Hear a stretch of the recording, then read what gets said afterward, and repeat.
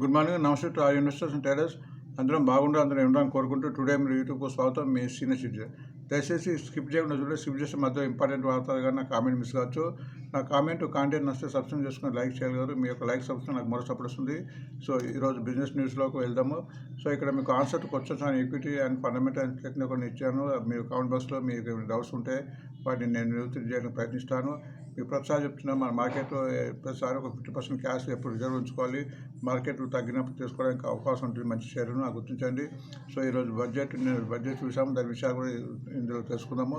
So ఈరోజు 24/7/2024 ఈ business న్యూస్లో మనం చాలా టాపిక్స్ కవర్ చేస్తాం. వాటిని గమనించండి అన్నింటినీ.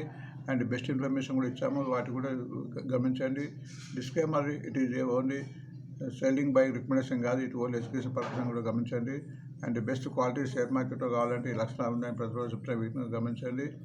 సో టుడే మీరు మన బిజినెస్ ఇండియా చూద్దాము. నిన్న స్వల్పంగా యూఎస్ఏ మార్కెట్స్ స్వల్పంగా తగ్గింది అండ్ యూరోపియన్ మార్కెట్ మిక్స్డ్గా ఎండ్ అయింది, గుర్తించండి.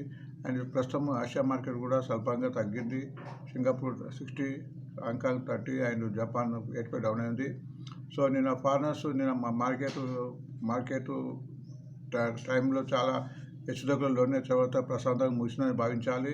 సో ఫారినర్స్ ఓన్లీ 2,975 సెల్ చేస్తే మన మ్యూచువల్ ఫండ్స్ వారు 1,480 బై చేశారు.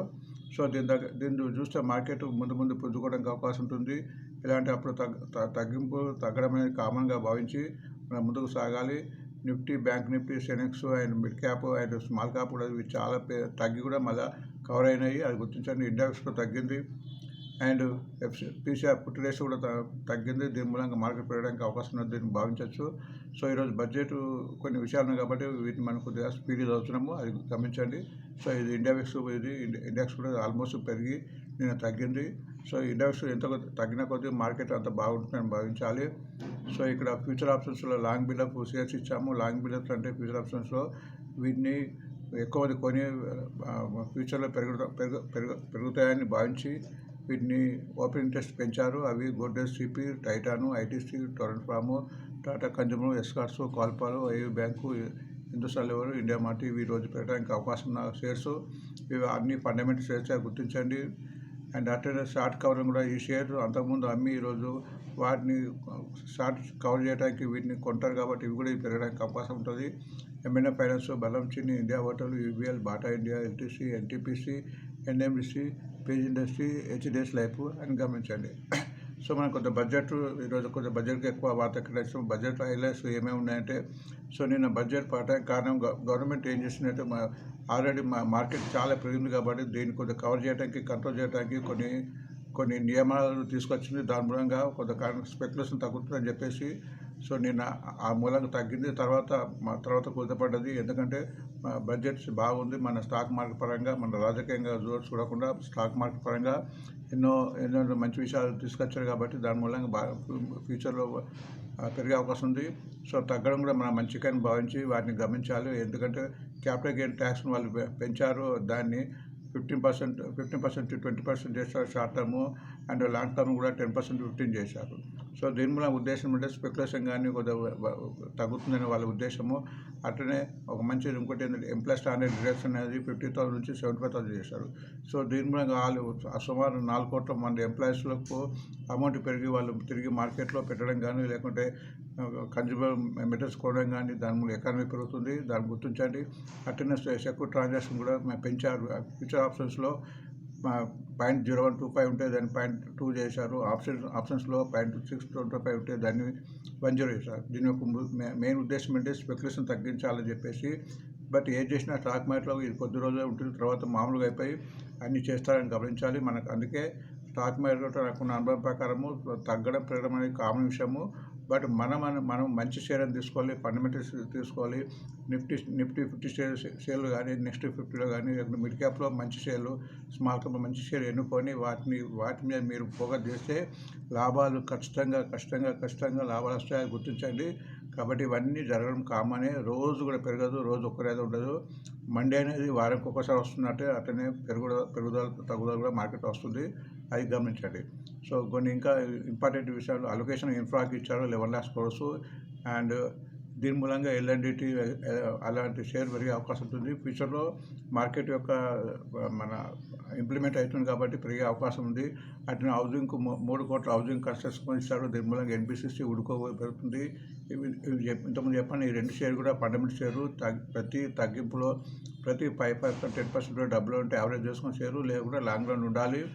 And huge budget for Andhra Pradesh and Bihar స్టేట్కి ఇచ్చారు. దీని మూలంగా ఆంధ్రప్రదేశ్ అండ్ బీఆర్ స్టేట్ ఉన్న కంపెనీ పెరిగే అవసరం ఉంది.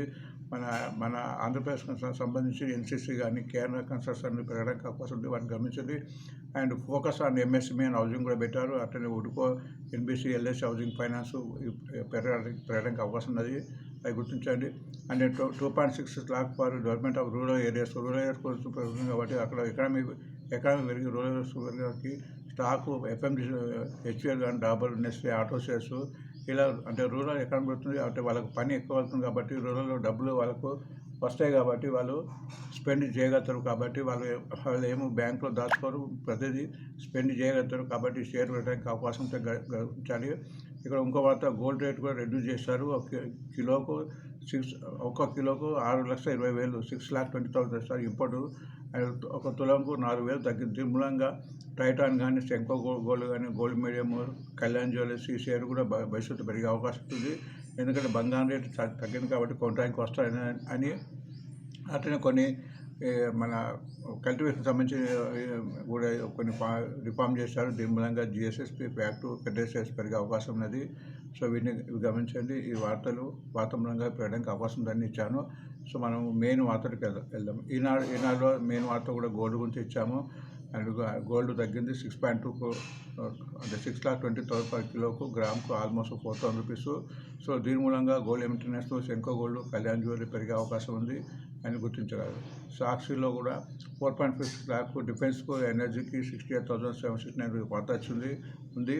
సో ఇంకా పూర్తిగా బడ్జెట్ వివరాలు ఇంకా బయటకు రావాల్సిన మూలంగా దాని మూలంగా మనకి ఏ సెక్టర్ పెరిగే అవుతుంది కాబట్టి సో మనకు నిన్న బడ్జెట్లో డిఫెన్స్ గురించి వేరే విషయం చెప్పకుండా కానీ ఇవన్నీ ఆల్రెడీ ఎంప్లాయిడ్ ఉంటాయి కాబట్టి డిఫెన్స్ షేర్ కూడా పెరిగే అవకాశం ఉంటుంది. ఎనర్జీ ఆంధ్రజ్యోతిలో కేంద్ర ప్రభుత్వం మరో 3 క్యాన్సర్ అవసరాలకు కూడా కస్టమ్స్ నుంచి మినహాయించినట్టు చెప్పారు. మొబైల్ ఫోన్లు, ఛార్జరు, ఇతర మొబైల్ విడిబాల్పై కస్టమ్స్ సుంకాన్ని కూడా తగ్గించి తెలిపారు. సో ఈ షేర్ కూడా పెరగడానికి అవకాశం ఉంటుంది. బంగారం దిగుమతి సుంకం 6% తగ్గించారు. సో దాని మూలంగా కిలోకు 6 lakhs సుమారు తగ్గున్నట్టు వార్త.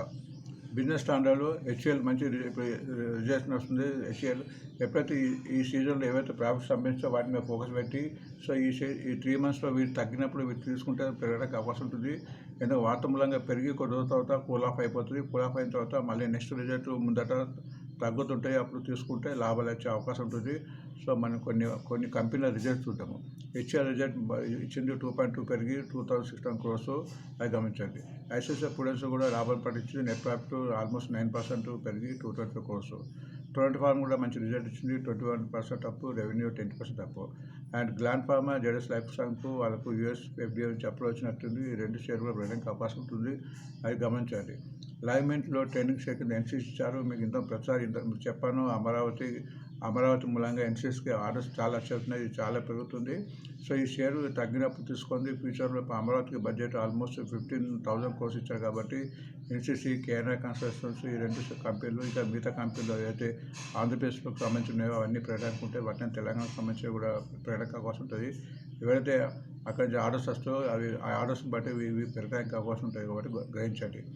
M&M ఫైనాన్స్ కూడా మంచి రిజల్ట్ ఇచ్చింది, 40% అప్పు, 513 crores, అది గమనించింది. మహేంద్ర రాష్ట్రీకు నష్టం ఇచ్చింది, ఇది కొద్ది రోజులు దూరం ఉండాలి.